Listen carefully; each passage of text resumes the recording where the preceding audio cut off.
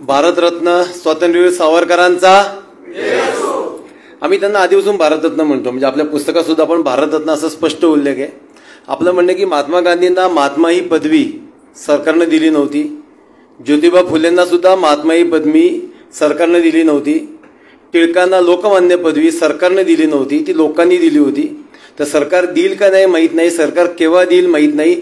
या सरकारकडनं तर अपेक्षा संपत आलेल्या आहेत. असं असताना आज आणि आत्तापासून आपण मात्र सावरकरांचा उल्लेख भारतरत्न स्वातंत्र्यवीर सावरकर असाच करायचा.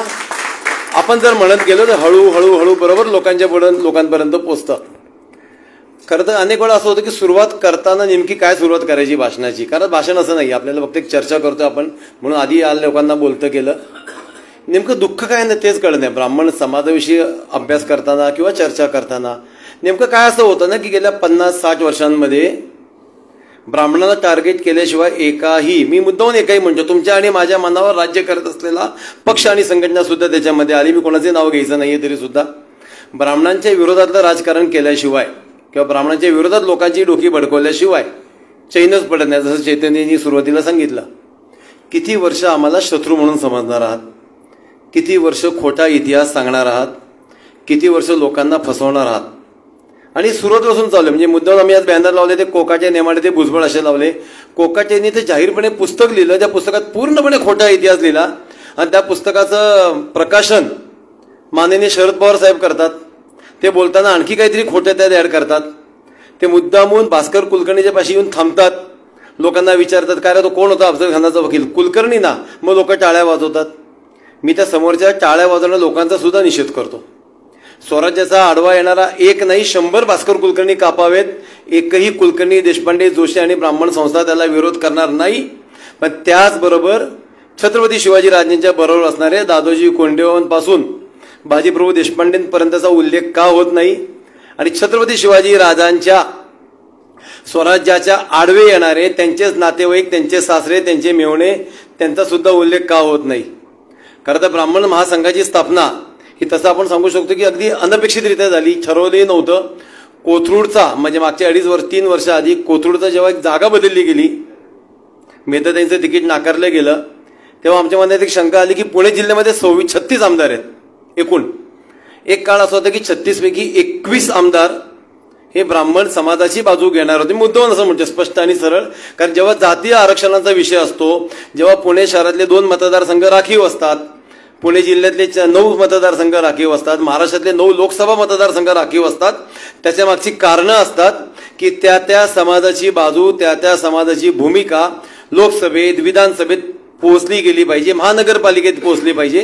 म्हणून त्या समाजाचं व्यासपीठ असतं. खुल्या प्रवर्गाच्या लोकांना म्हणजे आपण असू, मराठा असू, यांच्यासाठी राखीव मतदारसंघ नसतात. पण त्या प्रमाणातल्या जागा ते पक्ष पुरेसे देत असतात.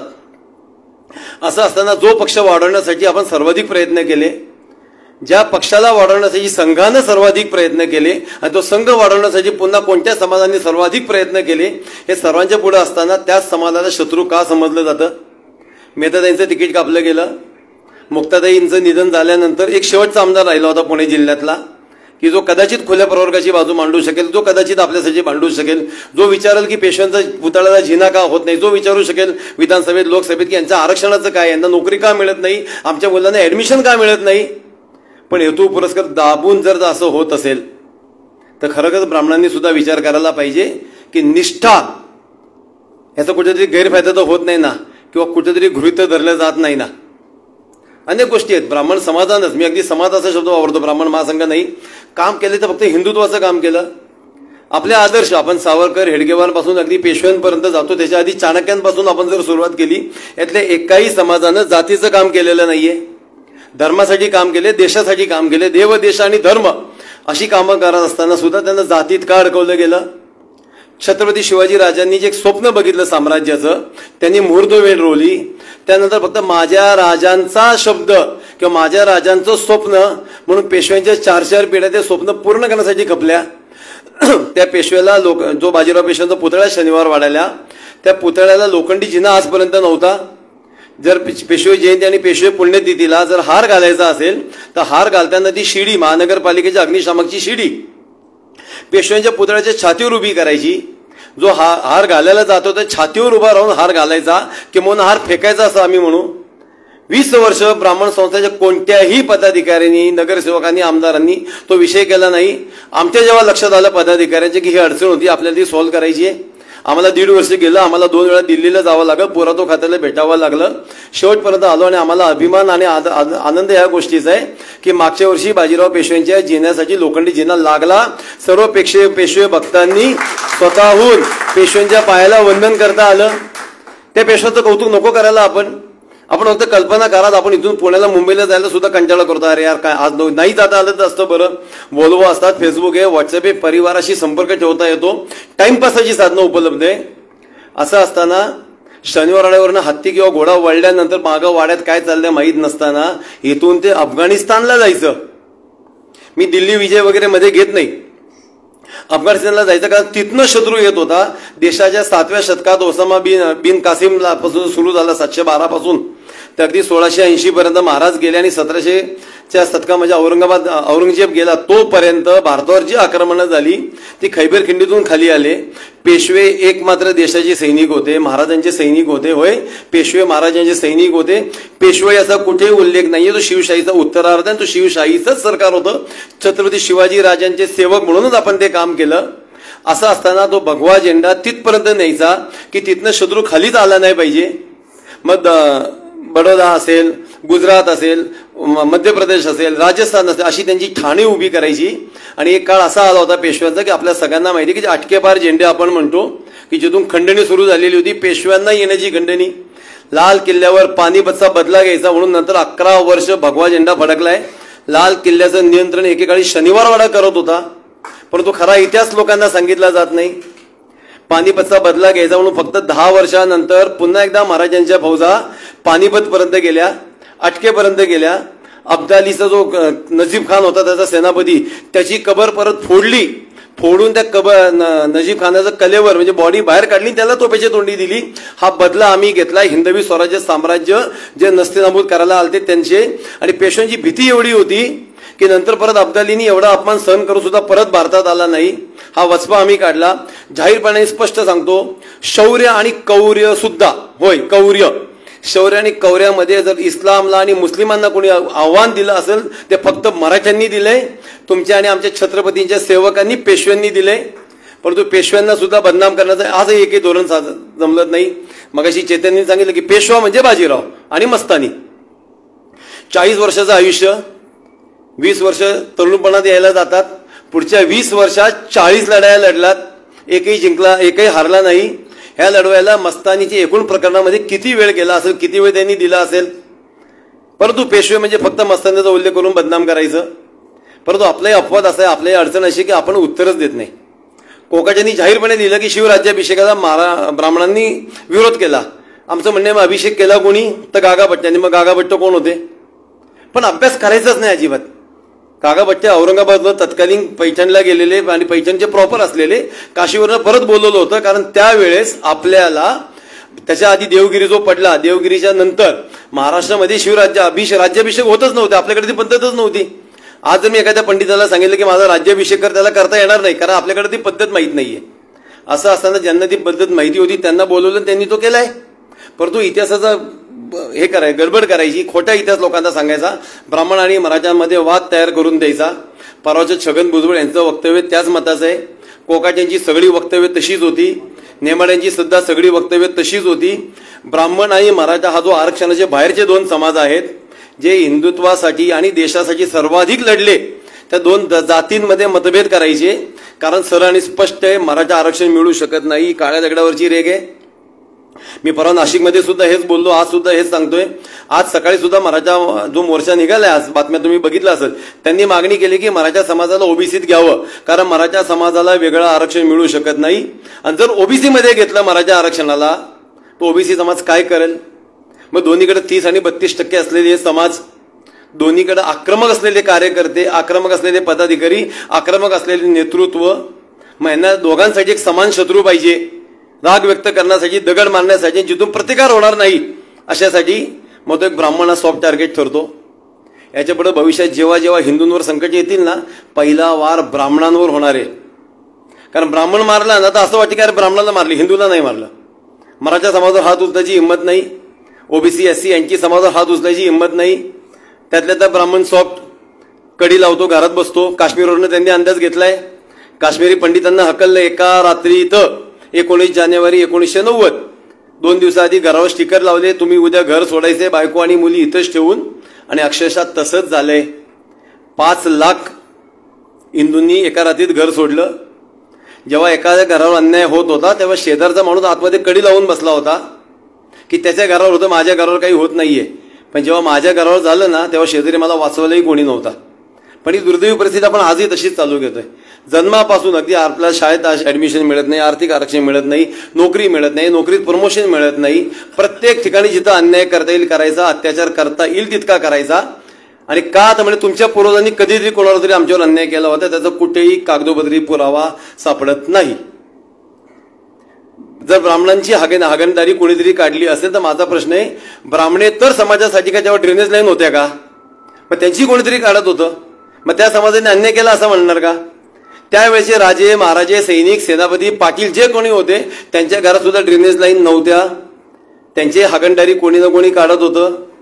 मग त्यांनी त्या समाजावर अन्याय केला असं म्हणणार का आपण? पण आपली विचाराची हिंमत केली आहे. आम्ही जो मुद्द्याने एक बॅनर लावलाय की आपण आपलं क्षत्रियत्व विसरलोय. या पूर्ण देशामध्ये स्वातंत्र्य लढ्यामध्ये 2च परिवार असे आहेत की ज्यांचं पूर्ण घराची घरं राख रांगोळी झाली. घरावर तुळशीपत्र ठेवणं काय असतं हे 2 घरांनी दाखवलंय पूर्ण देशामध्ये. पूर्णच्या पूर्ण घरांनी, एक चाफेकरांचं, दुसरं सावरकरांचं. चाफेकरांचं फक्त कल्पना करा की 3 भाऊ, ऐन विशीतले 3 भाऊ इंग्रजी सेनापतीचा तेव्हा हत्या करायला येतात. त्यांना माहित नव्हतं का आज आपला दिवस संपलेला आहे, उद्यापासून फक्त मरणाची वाट बघायची आहे. सावरकरांना माहित नव्हतं, बॅरिस्टर झालेले सावरकर लंडनला जातात. आम्ही सावरकरांना अर्धा तास वेगळ्या विषयावर बोलतो. सावरकर बॅरिस्टर करायला लंडनला जातात, ते डिग्री सुद्धा घेत नाही. जेव्हा त्यांना ढिंगरांच्या प्रकरणामध्ये सांगितलं माफी मागत असेल तर डिग्री देतो, म्हणजे डिग्री नको, माझा अभ्यास झालाय, मी जे करायला आलो ते केले. मग शत्रू देशात जाऊन तिकडनं बंदुका पाठवायच्या, तिथं इथं क्रांती करायची. जेव्हा त्यांना कळलं होतं की भावाला अटक झालेली आहे, कुठे नेले माहीत नाही, बगूरच्या घरावर जप्ती आलेली आहे, असं असताना सुद्धा पुन्हा एकदा पॅरिसवरनं इंग्लंडमध्ये येणं, आपलं वॉरंट निघालेले माहीत असताना सुद्धा घेणं, इंग्रजांनी लगेच त्यांना अटक केली. गाडीवर उतरल्या अटक केलेली आहे. त्यांना माहिती होतं अटक होणार आहे, अटक करून घेतलं. आणि मग इंग्रजांचं जे काही ती नदी वगैरे तुम्हाला सगळं प्रवास माहिती आहे आपल्याला, हे शत्रूच्या गुरेत जाऊन आणि वॉरंट निघालेलं माहीत असून शत्रूला अटक करून घेऊन स्वतःला जो माणूस कार्य करतो त्याला आता भित्रा म्हणलं जातं, पळपुटा म्हणलं जातं. आपल्याकडनं उत्तरच येत नाहीत. माझा आपल्या सर्वांविषयी ती तक्रार सुद्धा आहे. जसं मगाशी ताईंनी सुद्धा सांगितलं की संख्या, मी समाधानी, मी आधी सुद्धा 50-60च्या संख्या सांगितली होती. आम्ही महाराष्ट्र विरोध, आम्हाला माहिती आहे, अंगठे दाखवा 4000 अंगठे येतील. पण आंदोलन म्हटलं तर नाही, आमचा तो पिंडच गेलाय. आपण आपल्यातलं क्षत्रियत्व विसरलोय, म्हणून अन्याय झालेला आहे. अजून किती दिवस क्षत्रियत्व विसरणार आहोत? किती दिवस आपण कोणीतरी आपल्याला गृहीत धरावं असं म्हणून चालणार आहोत?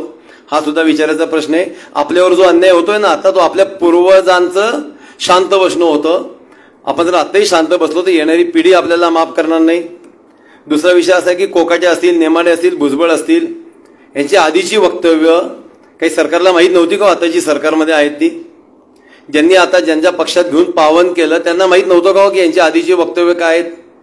आता वक्तव्य केल्यानंतर सुद्धा भुजबळांना कोणी माफी मागायला सांगत नाहीये. आपल्या विचारांचा, आपला आदर्श असलेला एकही नेता आपल्या बाजूनं बोलत नाहीये. कारण आपण 3% 5% आहोत.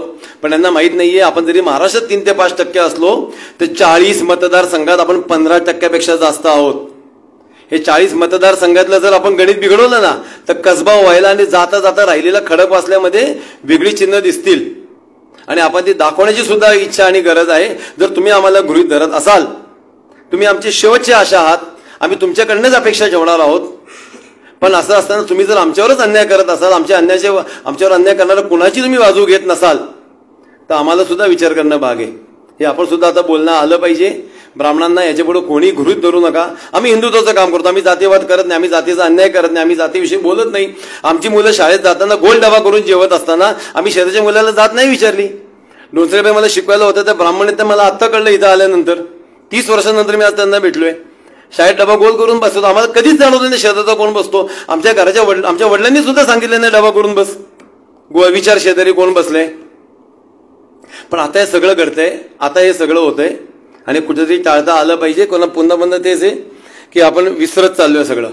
मी जर काश्मीरी पंडितांचं सांगितलं, मी आरक्षणाचा आता विषय केला. आता मगाशी काकांनी एक विषय काढला की समान नागरी कायदा. म्हणजे एक प्रश्न सारखा आपल्याकडे येतोय की आपल्याला कोणी वापरत नाही ना, याचा सुद्धा आपण विचार करायला पाहिजे बरं का. समान नागरी कायद्याने हिंदू धर्माला काहीही मिळणार नाहीये. सर आणि स्पष्ट आहे. सगळे हिंदू समाज हा समान नागरी कायद्यात ऑलरेडी आलेला आहे. आपल्याला कायदे तेच त्याचे लागणार आहेत. समान नागरी कायद्यामुळे फक्त मुस्लिमांचं जे 4 लग्न करतात ते, प्रत्येक मुळात 92% मुस्लिम एकच लग्न करतो, तर ते एक, आणि त्यांची दत्तक घेणं हे 2च, कारण तलाक ऑलरेडी कॅन्सल झाले. ह्या 2च गोष्टी आपल्यासारख्या होणार आहेत.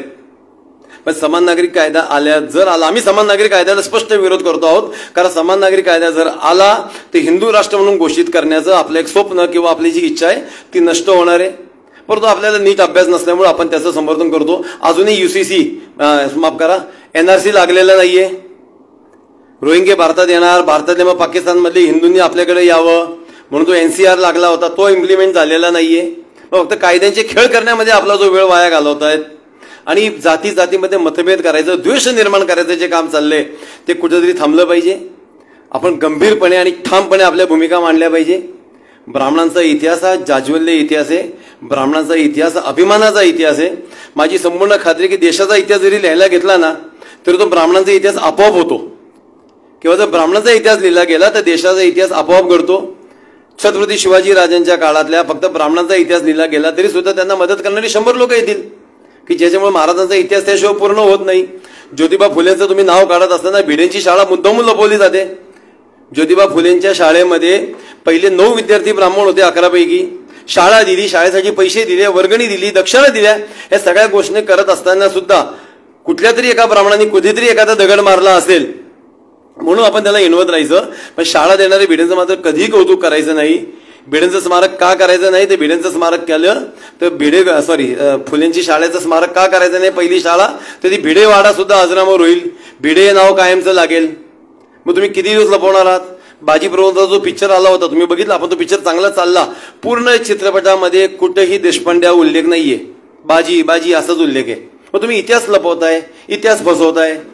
इतिहास नष्ट करायची कामं आपल्या समोर चालली असताना ब्राह्मण का एकवटत नाहीये, हा सगळ्यात मोठा प्रश्न आहे. मगाशी काकांनी उल्लेख केला की शत्रू घरापर्यंत आलाय. मी जे मगाशी सांगितलं तुम्हाला, इस्लाम शत्रू होय. घराघरात तलवारी गेलेल्या आहेत, घराघरात हत्यारे गेलेली आहेत, आपण ती बघितली आहेत. टीव्हीवर बातम्या आलेल्या आहेत. 4-5 पकडली जातात, 10-15 पकडली जात, कोणतेही पकडले गेले नाही. त्यानंतर परवा चंद्रकांत दादा पाटलांनी जाहीरपणे सांगितलं की पुण्यामध्ये अतिरेकाचं एक मोठं रॅकेट आलेलं आहे. फक्त मी पालकमंत्री म्हणून जाहीर सांगू शकत नाही, मला त्यांच्या मर्यादा मान्य आहेत, पण एक कुठपर्यंत आलेलं आहे. अशा वेळी असं असताना घरादारावर जर हल्ले झाले तर आपण काय करणार आहोत? पुन्हा एकदा सांगतो, सगळ्यात पहिला वार आपल्यावर होणार आहे. आपण एकटे पडणार आहोत. IG मुश्रीफ जो IG होते त्यांनी एक पुस्तक लिहिलं होतं की हिंदूंनी सगळे बॉम्ब फोडले आणि मुस्लिम हँग, हिंदू बॉम्ब स्फोट मुस्लिम हँग, असं त्यांनी एक पुस्तक लिहिलं. आम्ही त्या पुस्तकाला विरोध करायचा उभा राहिलो.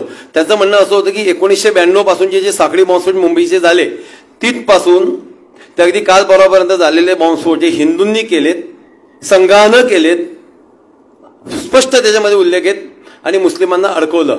सगळ्या हिंदुत्वादी संघटना एकत्र आल्या. त्या पुस्तकाचं ओपनिंग होतं बालगंधर्वाला, त्याला विरोध करायचा असं ठरलं. मी जे मगाशी म्हणतो ना ब्राह्मण काय एकटे पडतो त्याचं उदाहरण आहे. आम्ही सगळे गोल बसलो होतो आणि चर्चा करून की आज बालगंधर्वाचा कार्यक्रम उरकायचा, म्हणजे तो होऊ द्यायचा नाही.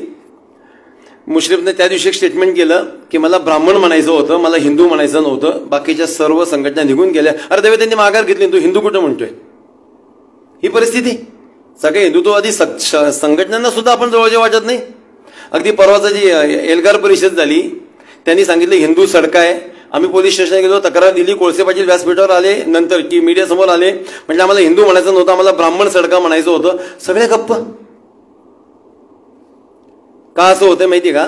घराघराचे विष पसरले गेले 10-15 वर्ष आधी, आता ते वाढले. माझ्या पराजयाला, माझ्या पराभूताला किंवा मला जे काही थोडाफार कमी मिळते त्याला हा शत्रू म्हणून तो खोटा उभा केलाय ब्राह्मण, त्याच्या विरोधात सुद्धा आपण आवाज उठवावा लागेल. आम्ही शिवराज्याभिषेक तेवढंच जोरात करतो. मराठा समाजाचे काही वेदनाही मला मान्य आहेत. जेव्हा जेम्स लेननी काही पुस्तकं लिहिली त्याच्या विरोधात अख्खा महाराष्ट्र रस्त्यावर आला असताना ब्राह्मण संस्था तशा कोणती रस्त्यावर आल्या नाहीत की आमच्या आईविषयी असं का बोलताय. ती त्यांची खंत असेल कदाचित बरोबरी असेल ती खंत, नाही आलो, पण तेव्हा ब्राह्मण महासंघ नसता असता तर आलाही असता. परंतु आता आम्ही शिवराज्याभिषेक करतोय, शिवजन्मदिवस करतोय, प्रत्येक कार्यक्रम आम्ही करतोय, आम्ही संभाजी राजांसाठी बांधतोय. असं असताना आता मराठा समाजाने सुद्धा आम्हाला जवळ घ्यावं अशी आमची अपेक्षा आहेत. मी नेहमी व्यासपीठावर सांगतो की मराठा समाजाला आम्ही आमचा पालक समजतो, फक्त त्या पालकाने आम्हाला बालक समजून एवढीच आमची अपेक्षा आहे. आमचंही काहीतरी इतिहास आहे, आमची काही ताकद आहे, आमचं या देशासाठी, हिंदुत्वासाठी, राष्ट्रासाठी काही देणं आहे. 1857च्या उठावापासून पार 1947 पर्यंत बघितलं तर आमचा झेंडा आहे ना तिथं. जोपर्यंत पेशवे शनिवार वाड्यावरचा युनियन जॅक लागला आणि भगवा हल्ला नाही तोपर्यंत इंग्रजांनी भारत जिंकला असं लिहिलं नाही. दिल्ली जिंकताना त्यांचं कॅप्टन तिथं लिहितोय लंडनमध्ये की आम्ही दिल्ली मराठ्यांकडनं घेतली, मुस्लिमांकडनं घेतली नाही. परंतु खोटा इतिहास, काँग्रेसची जी पापं आहेत ना, काँग्रेसची जी कारणं आहेत की पूर्ण खरा इतिहास त्यांनी लपवला. 800 वर्ष 1000 वर्ष आपण गुलामगिरीत केलो असं सांगितलं गेलं. आम्ही लहानपणापासून तेच शिकलो, तेच वाटलं. पण आता जेव्हा इतिहासाचा अभ्यास करतो तेव्हा लक्षात येतं की हा देश मुस्लिमांच्या ताब्यात कधीच नव्हता. 7व्या शतकात आलेला बिन कासेम ते 1680 नंतर म्हणजे 17व्या शतकामध्ये औरंगजेब मेला तोपर्यंत आपण इस्लामशी लढलो. म्हणजे राजपूत लढले, पंजाब लढले, महाराष्ट्र लढला. महाराष्ट्रातला कोणत्या राज्य, कुठल्या मुस्लिम शासकाने महाराष्ट्रावर राज्य केलं असं म्हणजे तर नाहीये त्याचं उत्तर. काही काळ मधला 50-60 वर्ष जर सोडलं तर बिलकुल त्यांनी राज्य केलं असं म्हणता येणार नाही. पण आपल्याला गुलामगिरीचा इतिहास शिकवला की नाही, तुमचा जन्म हा पराभूतांचाच जन्म आहे, तुमचा तुम्ही हारण्यासाठीच जन्मलेला आलात. तो इतिहास बदलण्याची वेळ आली आहे. अशी अनेक पुस्तकं आता बाजारात उपलब्ध आहेत की जे खरा इतिहास सांगतात ते आपण केलं पाहिजे. काश्मीरचं मी बार उत्तर देतोय की फक्त काश्मीर नाही, दिल्लीपासून माननीय पंतप्रधानांच्या घरापासून 80 किलोमीटरवर असलेलं कैराना, आत्ताची गोष्ट आहे 2 वर्ष आधीची, आपलं हिंदुत्ववादी सरकार असताना आपण म्हणतो ते कैराना जे गाव आहे ना 80 किलोमीटर लांब आहे पंतप्रधानांच्या घरापासून. 160 हिंदू घरं रिकामी केली अशीच काश्मीरसारखी चिठ्ठी लावून. मेवात लोकसभा, राष्ट्रपती भवन पंतप्रधानांच्या घरापासून 90 किलोमीटरवर आहे. 4 महिन्याआधी सगळी घरं रिकामी केली हिंदूंची. एकही माणूस मदतीला येत नाही बरं का, एकही. आज भारतामध्ये 50 जिल्हे काश्मीर झालेत. आज भारतामध्ये 50 पेक्षा जास्त शहरं हिंदू विरहित झाली, जिथे हिंदू अल्पसंख्याक झालाय. ते हिंदुत्व रक्षणाचं काम हे सुद्धा आपणच करायचंय. सर्व जाती जमातीशी आपल्याला एकरूप करून एकमतानेच काम करायचंय. असं असताना त्यांनी फक्त आमच्याविषयी काही मनात राग व्यक्त ठेवू नये ही आमची साधी अपेक्षा त्या समाजाकडनं आहे. खरं बोलण्यासारखं खूप असतं, वेदना खूप असतात. भुजबळांना समज का दिली जात नाही, नेमाड्यांना समज का दिली जात नाही, हे आमचा आजही प्रश्न आहे. ज्या अजित पवारांवर, शरद पवारांवर, भुजबळांवर जे आरोप केले गेले होते त्यांना कसं बसवलं जातं. 2019च्या निवडणुकीमध्ये तुम्ही सांगताय की छगन भुजबळांच्या शेजारच्या खोलीमध्ये अजित पवार असतील. 2 वर्षांनंतर तुमच्या शेजारच्या खुर्च्या दोन्ही तुम्ही अजित पवार आणि छगन भुजबळांना देताय की ज्यांनी फक्त ब्राह्मणांच्या विरोधात राजकारण करण्याचा एक सपाटा लावला गेली अनेक वर्ष. त्यांच्यावर संस्कार कोणाचे तुम्हाला माहीत नाहीत का? 1 वर्षाआधी त्याचे नेते कोण होते आपल्याला माहीत नाहीत का? पण जो गृहीत धरायचं काम करतात हे कुठे जाणार नाही, माझेच आहेत. हे गृहीत धरणं हिंदूंनी ब्राह्मणांनी सुद्धा कुठेतरी थांबवावं. आपण विचारावं की 70 वर्षानंतर ते आरक्षणाचा फेरविचार करणार आहोत का? आमची एक भूमिका आहे की 2047 साली म्हणजे स्वातंत्र्याच्या 100व्या वर्षी हा देश आरक्षण मुक्त व्हावा. ह्या देशातलं आरक्षण कधीतरी संपवावं. मेहनत करतो त्याला यश मिळावं, कॅलिबर असेल त्याला यश मिळावं, पण ते कधीतरी संपणार आहे का नाही ते सुद्धा आपल्याला विचारायची पद्धत आहे. आज मेडिकल लाईन आणि लॉ याच्यातला ब्राह्मणांचं जवळजवळ 100 जागा संपलेल्या आहेत. म्हणजे पुढच्या 20 वर्षानंतर नवीन डॉक्टर हा ब्राह्मण तुम्हाला दिसणारच नाही. वस्तुस्थिती आहे. जे या लाईनमध्ये आहेत त्यांना विचारा, ते सांगतील. वकिलीला सुद्धा तसंच आहे. पण चांगली क्षेत्र आमच्यासाठी काढली जातात. आर्थिक आरक्षण महामंडळ आपल्याची उपलब्ध करून देण्यात येत नाही. ट्रेनिंग सेंटर सुद्धा फक्त ओबीसीसाठी, ट्रेनिंग सेंटर फक्त बीसीसाठी. आमचं म्हणणं त्यांना द्यायला काहीच विरोध नाही हो, पण जो गरजू आहे त्याला द्या. मराठा हॉस्टेल वेगळे, ओबीसी हॉस्टेल वेगळे, बाहेर गावांना लोकांना येण्यासाठी. मग जो ब्राह्मण मुलगा सुद्धा बाहेर गावात येतो त्याला काय? का त्यांनी एकमेकांना फक्त फोन करायचे माझ्यासाठी कुठे जागा आहे का, माझ्यासाठी कुठे जागा आहे का? मग आम्ही जे निष्ठावंत होतो त्या निष्ठा तुम्ही काय देताय रिजनमध्ये, हा विचारण्याची वेळ आली आहे. माझे बुजुर्ग जे व्यासपीठावर समोर आहेत त्यांना माहिती असेल की जेव्हा दिवा आणि पणतीचं काम करायचं म्हणजे तेव्हा लोक हसायची. टिंगलीचा विषय जेव्हा होता त्या लोकांनी जेव्हा पक्ष वाढवला, त्या लोकांनी जेव्हा सत्ता दिली आणि प्रचंड प्रमाणात दिली, तरी हिंदू म्हणून, हिंदूतला एक सशक्त समाज म्हणून, त्यागी समाज म्हणून त्याच्यावर किती वर्ष अन्याय तुम्ही सुद्धा होऊ देणार आहात राज्यकर्त्यांना विचारतोय, आणि आपण सुद्धा सगळे किती वर्ष सहन करणार आहोत. हे सगळेच प्रश्न आहेत खरं आपल्याकडं. एनसीपीचा कार्यकर्ता यांनी सांगितलं, भुजबळांचा पराभव वक्तव्य झाल्यानंतर, त्याच्या आधी अमोल मिटकरींनी वक्तव्य केल्यानंतर राष्ट्रवादीचं पुण्यातलं कार्यालय फोडायला जर कोणी गेल्याचा फक्त ब्राह्मण महासंघ गेला होता. अतिशय प्रचंड प्रमाणात धरपकड झाली. आम्ही दगड म्हणून अक्षरशः कार्यालय फोडलं असतं की कुठेतरी अकला आल्या पाहिजेत. त्यानंतर पुढच्या एका तासात शरद पवारांनी स्टेटमेंट देऊन, जयंत पाटलांनी स्टेटमेंट देऊन अमोल मिटकरीला थांबायला लावलं होतं, माघार घ्यायला लावली होती. परवा भुजबळांनी सुद्धा जे वक्तव्य केलं शिवाजी आणि संभाजी, माझा थेट प्रश्न तुम्ही सगळ्यांनी मीडियावर बघितला असता. आमच्या लोकांनी विचारलं की तुमच्या घरात किती शिवाजी आणि संभाजी येतो? तुम्हाला नावं ठेवता येत नाही शिवाजी आणि संभाजी, आणि आमच्याकडनं अपेक्षा ठेवताय? आमच्यासाठी दैवत आहेत, दैवताची नावं तशी शक्यतो घराघरात ठेवत नाहीत. मग तुम्ही का नाही ठेवली? मग तुमच्या वडिलांचा तुम्ही निषेध करणार आहात का की तुमच्या वडिलांनी शिवाजी महाराज येतं सोडा, उलटे त्यांच्या अगदी विरोधात असं छगन नाव ठेवलं? पण हा प्रश्न विचारला जात नाही, आपल्या बाजूनी कोणी उभं राहिलं जात नाही. आणि उद्या मला खात्री की उद्या मी जर मोर्चा किंवा आंदोलन असं सांगितलं, तुमच्यापैकी सुद्धा 10% लोक येतील, आम्हाला अंगठा 500 लोक दाखवतील. किती दिवस सहन करायचा? सारखा सारखा माझा एक प्रश्न असणार आहे. संकटात आहे. देशातली पहिली सगळ्यात संस्कृती, जगातली म्हणून ती वैदिक संस्कृती असते, ती आपण टिकवली. ज्या काळात माईक नव्हते, लाऊडस्पीकर नव्हते, अँप्लिफायर नव्हते, लिहिण्या वाचण्याची संवाद नव्हती, त्यावेळेस एकाच सुरात वेद, अनेक पिढ्यानपिढ्यांनी तसेच वेद, एकही शब्द न बदलता, एकही उच्चार न बदलता, एकही ती पद्धत न बदलता, अशी जशी त्यांनी हजारो पिढ्या पुढे आणल्यानंतर लेखन वाचनाची संधी झाली. ज्यांनी वेद टिकवले, ज्यांनी देशाची संस्कृती टिकवली, त्या समाजाला तुम्ही टार्गेट करताय. कारण इंग्रजांनी सुद्धा जाताना सांगितलं होतं, तुम्ही इतिहास बघा देशाचा, ज्या जगाचा, ज्या ज्या देशावर मुस्लिमांनी गेली 50 आणि 100 वर्ष फक्त राज्य केलं, ते युरोप अख्खं ख्रिस्तमय झालं. मुस्लिमांनी ज्या 50 आणि 100 वर्ष राज्य केलं, 50 आणि 100 वर्षामध्ये देश सगळीच्या सगळी कन्वर्ट झाली, पूर्ण ख्रिश्चन, पूर्ण मुस्लिम. परंतु ह्या देशावर 700-800 वर्ष विरोधी धर्मियांचे हल्ले होऊन, अगदी कौर्यपणे हल्ले होऊन सुद्धा हा देश हिंदुस्थानच राहिला. आणि ह्यातलं सगळ्यात मोठं श्रेय ब्राह्मण समाजाला इंग्रज लोक देत आहेत. पण आपण मात्र ते घेत नाही, कारण आपली ती परंपरा आपण जोपासली होती, आपण ती संस्कृती जोपासली होती. सावरकरांचा अपमान पदोपदी होता. आम्ही मुद्दाम सावरकरांची पुस्तकं छापलीत. ब्राह्मण संस्था म्हणजे फक्त हळदी कुंकू, फक्त कोजागिरी पौर्णिमा, फार फार तर वर्धापन दिन आणि मंगळागौर, ह्याच्या पुढे एकही ब्राह्मण संस्था गेली नव्हती. आम्ही पहिल्यापासून ठरवलं की आपण वेगळंच काम करायचंय. आपली पहिली टॅगलाईन होती, आमचा ब्राह्मण महासंघ वेगळा आहे. आम्ही पेशव्यांवर पुस्तकं छापली, आम्ही छत्रपती शिवाजी राजांचा सुद्धा खरा इतिहास छापला. आणि आता सावरकरांची सुद्धा भाषणं, स्वातंत्र्यवीर सावरकर हिंदू महासभेचे अध्यक्ष असताना त्यांनी 41 भाषणं एकूण केली होती, पण ती कुठेही सापडत नव्हती एक गट्टा अशी. ती 41 भाषणं एकत्र करायला आम्हाला 6 महिने गेले. कोणाकडे 4, कोणाकडे 5, कोणाकडे 3, ती मिळाली. त्या भाषणाचं एक पुस्तक आहे. आचार्य अत्रेंनी सावरकर गेल्यानंतर खरं तर प्रयोगशन केलंय, किती मोठी गोष्ट आहे. पण येणाऱ्या पिढीला सावरकरांचं ते कार्य माहीत नाही. सावरकर त्यावेळी असं लिहितात आहे की मी जेव्हा या देशाला काहीतरी देणं लागत होतो, मी लढाई लढलो, मी लेखन केलं, मी वाचन केलं. आता जर मी देशाला काही देऊ शकत नाहीये तर मला या देशाचं पाणी पिण्याचा अधिकार नाहीये, म्हणून मी अन्न त्याग करतो आणि मी जातो. याला प्रयोगशन म्हणतात. मग ते गेल्यानंतर आचार्य अत्रे सारख्या लेखकांनी स्वातंत्र्यवीर सावरकरांवर 19 अग्रलेख लिहिलेत. सावरकरांची 19 रूपं. कारण गद्यातला असा एकही प्रकार नाही की जो सावरकरांनी केला नाही. सावरकरांनी लेखन केलं, सावरकरांनी वाचन केलं, सावरकरांनी कविता लिहिल्या, सावरकरांनी गद्य कविता लिहिल्या, सावरकरांनी महाकाव्य लिहिलं. सावरकर वक्ते होते, सावरकर संयोजक होते, सावरकर राजकारणी सुद्धा होते. त्या सावरकरांना एका वाक्यात एका अग्रलेखात कसं मांडायचं, तर अत्रेंनी 19 अग्रलेख लिहिले. ती सुद्धा पुस्तकं आम्हाला सगळी हँडल करायला वेळ गेला, सगळे एकत्र आणायचा. ते आम्ही पुस्तक प्रकाशित करतो आहोत. कोकाटेंच्या आरोपांना उत्तरं देत आहोत. आम्ही आमच्या पद्धतीने काम करत असताना निदान तुम्ही ब्राह्मण महासंघाच्या कार्यक्रमात यावं, ब्राह्मण महासंघाला लोक जोडून द्यावी. ब्राह्मण महासंघाच्या पतसंस्था सुद्धा खूप चांगल्या चाललेल्या आहेत. अगदी 10,000 5,000ची एफडी करून बघा, अंदाज घ्या लोकांचा.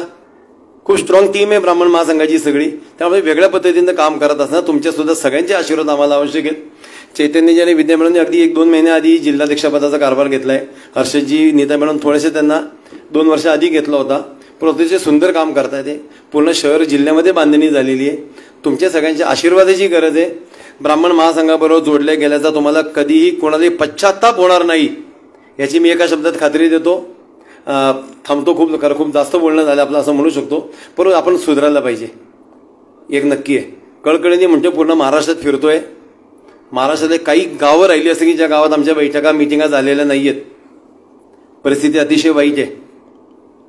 हिंदूंचाच शत्रू म्हणून म्हणजे कदाचित हीच परिस्थिती झाली तर पुढच्या 25 वर्षांनी ब्राह्मण हा वेगळा धर्म आहे आणि तो हिंदुत्वाच्या विरोधात लढतो अशा काहीतरी शक्यता तयार होतील. आपण निदान लेखन वाचन करू शकतो. तुम्ही सगळ्यांनी इथं मोबाईल नंबर दिलेले आहेत. तुम्हाला सगळ्यांना 2 दिवसात त्या ग्रुपवर ऍड करू. त्या ग्रुपवर तुम्ही तुमच्या लोकांची नावं टाका, अजून मित्रांची नातेवाईकांची की ह्यांना ऍड करा, या भागातल्या त्या भागात ऍड करू. आजची संख्या माझी अपेक्षेपेक्षा जास्त आहे. युवक वर्ग सुद्धा चांगला मोठ्या प्रमाणावर आलेला आहे. पुढच्या 2 महिन्यानंतर आणखी एक मोठा मेळावा घेऊ, याच्यापेक्षा मोठी गर्दी करू. पण आवाज उठला पाहिजे. जातीसाठी प्रत्येक समाज काम करतोय. मी जैन धर्माचं उदाहरण नेहमी देतो की भारतात जैन आणि ब्राह्मण ही लोकसंख्या साधारण सेम आहे, 3 ते 5%. पण आपल्यात फरक किती आहे मी काय वेगळी सांगायची गरज नाही.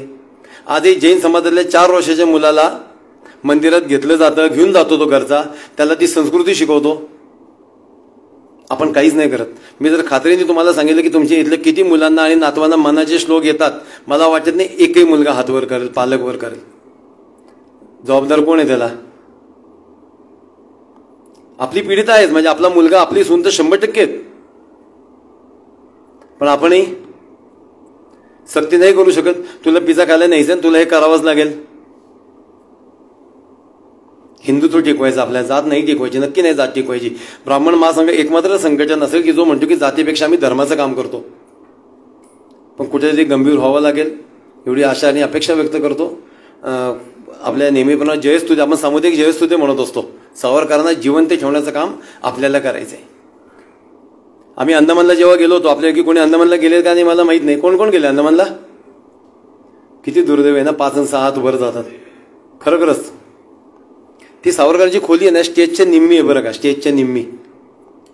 त्या खोलीमध्ये सकाळी त्यांना संध्याकाळी 6ला दाबलं जायचं, सकाळी 11ला बाहेर काढायचं, संध्याकाळी 6 ते सकाळी 11 सकाळचा प्रातःविधी. म्हणजे नाव घेऊन सांगायचं तर मुतणं हागणं यासाठी एक भांडं दिलेलं होतं. भांडं आजही सावरकरांच्या फोटोच्या खाली ठेवलेलं आहे. ते भांडं घासून दुपारी त्या भांड्यात त्यांनी जेवायचंय. स्वतःच्या फाशीचे दोर स्वतः तिथं विणलेत. आणि त्या सावरकरांना आपण आजही भारतरत्न देत नाही. कोणी भित्रा पळपोच्या म्हणतात, आपण फक्त 1 वर्ष आपल्याबरोबर एखादा पक्ष येतो तर 2 दिवस उड्या मारतो. का हो? मुलायमसिंग यादवांना ज्यांनी कार सेवकावर हत्या गोळ्या झाडल्या असं ज्या मुलायमसिंगचं वर्णन केलं गेलं, मुलायमसिंग म्हणायचे, त्या मुलायमसिंग यादवाला मागच्या वर्षी पद्मभूषण दिले. मागच्या वर्षी दिले बरं का. शरद पवारांना ज्यांना आमच्या विरोधात असं उभं दाखवलं त्यांना मागच्या वर्षी पद्मभूषण दिले. मग सावरकरांना भारतरत्न द्यायला का हात थरथरतात? आम्ही विचारणं काम आहे ना. पण जर काहीच विचारत नसतील, सावरकरांवर अन्याय फक्त ब्राह्मण म्हणून होत असेल की यांची काही मतांची एवढी आकडेवारी नाहीये, काही फरक पडत नाही, राहू द्या, किंवा राजकीय वापर करायचा, ही निवडणुकीच्या वेळी द्यायचं की ते दिल्लीला येडं पोरगं काहीतरी बोलणार, मग हिंदुत्ववादी मतदान इकडं होणार. सावरकर त्याच्या पुढचे आहेत, सावरकर त्याच्यापेक्षा वेगळे आहेत, सावरकर त्याच्यापेक्षा जास्त आहेत, पेशवे त्याच्यापेक्षा वेगळे आहेत. लोकमान्य टिळकांना त्या काळात सुरुवातीला जी पिढी मला माहिती आहे त्यांना तेला तांबोळ्यांचे पुढारी म्हणायचे. आता त्यांना भटमान्य म्हणायला लागलेत. आपली पिढी लोकमान्य टिळकांना तेला तांबोळ्याचे पुढे विसरून गेलेत. लोक स्वातंत्र्याचा असंतोष पसरवणारा नेता म्हणून इंग्रजांनी ज्याच्याविषयी लिहिलं, आपल्याला लोकमान्य टिळक तेवढेच माहिती आहेत. मी शेंगे खाल्ले नाही, मी टरफले उचलणार नाही, संपले लोकमान्य टिळक 2 पानात. गीता रस्ते कोण सांगणार? मंडाले कोण सांगणार? त्यांचं लेखन कोण सांगणार? आपण सांगू, सरकार नाही सांगत आहे. चापेकर सुद्धा संपले. चापेकर लोकांना आठवत नाही. घरी जाऊन मुलांना विचारा, चापेकर माहिती आहेत का? माहीत नाही. इतिहासात उल्लेख नाही. सावरकरांच्या बंधूंचा कुठेही उल्लेख नाही. परिस्थिती आली आहे की लोकांनी विचार करायला पाहिजे. आणि माझं स्पष्ट म्हणणे, सरकारनं सुद्धा विचार करायला पाहिजे. हिंदू असंतोष आहे, हिंदुत्व उद्रेक आहे. कर्नाटकमध्ये बजरंग दलावर बंदी आणू असं म्हटल्यानंतर सुद्धा घाणेरडं सरकार सत्तेवर आलं. मतदार नाराज आहे. तुम्ही 9 वर्ष दिल्यावर सुद्धा काही होत नसेल तर आम्ही वेगळा विचार करायला काय हरकत? इथपर्यंतच आलंय. आम्ही सरकारला सावध करतोय. आमच्या शेवटच्या अपेक्षा तुमच्याकडनं आहेत. तुम्ही जर सावरकरांना विसरायला लावलं, तुम्ही जर टिळकांना विसरायला लावलं, तुम्ही पेशव्यांचा वारंवार अपमान करत असाल, अवघड आहे. खरंच परिस्थिती अवघड आहे. खूप सांगत नाही. आपण यांना चहा आणि नाश्त्याची सोय केलेली आहे. परत एकदा गप्पा मारू, आपण सामुदायिक जयस्तुती करू, आपण सावरकर जिवंत करू. तुमच्या प्रत्येक सोसायट्यांमध्ये, तुम्ही ज्या ज्या भागात सोसायट्यांमध्ये राहताय तिथं कृपया ब्राह्मण महासंघाच्या पदाधिकाऱ्यांना बोलवाव्या. आपण हे सावरकरांचं पुस्तकाचं चित्र, मला 10 लोक सुद्धा चालतात. आज इथं 60-70 लोक आपली, माझी खरंच अपेक्षा नव्हती, मी त्याला आता चहा वाढवायला सांगितला. पण त्या लहान लहान सोसायटीमध्ये, वारजेसारख्या सोसायट्यांचं एक मोठं काम आहे की 1-2 सोसायटीमध्ये 100 लोक राहतात, त्यातली 50 लोक बाहेर असली तरी सुद्धा. पण बैठका लावा, आम्ही सावरकरांना बोलू, आम्ही सावरकरांची पुस्तकं आणू, तुम्ही आणि मी संपर्कात राहणं आवश्यक आहे. खोले त्यांचं प्रकरण 10 वर्षाआधी झालं होतं, आठवत असेल. सोहळ्यातलं स्वयंपाक, त्यांच्यावर कधी अन्याय झाला त्यांनाही कळलं नाही. राम गणेश गडकरींचा पुतळा 50 वर्ष होता, तो नंतर तुटला. तसं आपण खाली गेल्यावर आपल्याकडे पहिला दगड कधी येईल असं आपला माहीत नसताना आपण एकमेकांशी संपर्कात असणं, एकमेकांना ताकद देणं आणि एकमेकांचा आत्मविश्वास वाढवणं आवश्यक आहे. 2-3% 5% लोक आज देशावर हवी होत आहेत. हजारो लाखो किलोमीटर लांब असलेल्या डेन्मार्कला जर मोहम्मद पैगंबरांच्या कार्टूनचा अपमान होतो, अख्खा देश दंगा पसरवतो, आपण मात्र कुठेच काही करत नाही. निदान व्यक्त होणं शिकू आपण. फेसबुकवर, व्हॉट्सअपवर मी आज मुद्दाम म्हणून अर्धा तास लोकांना दिले की तुम्ही व्यक्त व्हा. व्यक्त व्हायला पाहिजे. संकट बेकार आहे. अजून 5 वर्षांनंतर ब्राह्मण हा हिंदूंचाच द्वेषी असं जर झालं, बाहेरच्या संध्या संपलेल्या नाही, बाहेर सगळी लोक बाहेर जात नाहीत, गेली तरी त्यातली 50% परत येत आहेत. असा विश्वास करूच नका की इथं मी शिकलो, मी बाहेर गेलो की विषय संपला. देश आपल्याला वाचवायचा आहे. देशाच्या आतपर्यंत आलेल्या शत्रूपासून वाचवायचं काम जे चाणक्यांनी सुरू केलं होतं, जे सावरकरांनी ओळखलं होतं, देशाची फाळणी होईल हे सांगणारा पहिला द्रष्टा सावरकर होता. ते सावरकर, टिळक, पेशवे, छत्रपती शिवाजी महाराज, संभाजीराजे, प्रत्येकाचं कार्य घरापर्यंत न्यायचं आहे. एवढंच सांगतो, थांबतो. खरं आपण सगळे एका वेगळ्या ह्याच्यामध्ये गेलेला मलाही जाणवतं ते, पण आपण थांबू इथं.